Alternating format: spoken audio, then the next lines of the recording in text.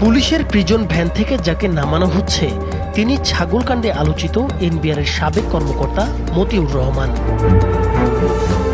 অভিযোগ উঠেছে, পুলিশ সদস্যরা ঘুষ নিয়ে একটি খাবারের হোটেলের কেবিনে অপর এক ব্যক্তির সঙ্গে তার গোপন বৈঠকের সুযোগ করে দিয়েছেন।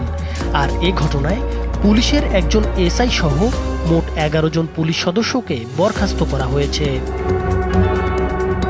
ঘটনা গত আগস্ট মাসের 12 তারিখের।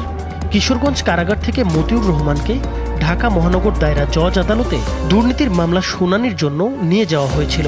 শুনানি শেষে কিশোরগঞ্জ কারাগারে ফেরার পথে মতিউরকে বহনকারী পুলিশের গাড়িটি নরসিংদীর নিরালা হাড্ডি হোটেল অ্যান্ড রেস্টুরেন্ট নামের এক খাবারের হোটেলে বিকেল 5টা 18 মিনিট থেকে 6টা 8 মিনিট পর্যন্ত প্রায় 50 মিনিটের যাত্রা বিরতি করে। সিসিটিভি ফুটেজে দেখা যায় পুলিশের প্রিজন ভ্যান থেকে হাতকড়া ছাড়াই মতিউরকে নামানো হয়। আর হোটেলের ভেতরে আগে থেকেই অবস্থান করছিলেন সাদা টি শার্ট পরিহিত একজন ব্যক্তি। মতিউরকে আনা হচ্ছে দেখেই তিনি হোটেলের একটি ভেতরের কক্ষে ঢুকে পড়েন। এর কিছুক্ষণ পর পুলিশ সদস্যরা মতিউরকেও সেই কক্ষে প্রবেশ করিয়ে বাইরে অবস্থান করতে থাকেন।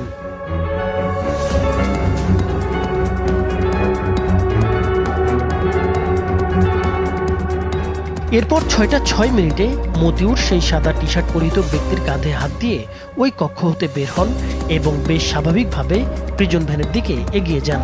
সাদা টি শার্ট পরিহিত ব্যক্তি মতিউরকে আলিঙ্গন করে প্রিজন ভ্যানে উঠিয়ে বিদায় জানান।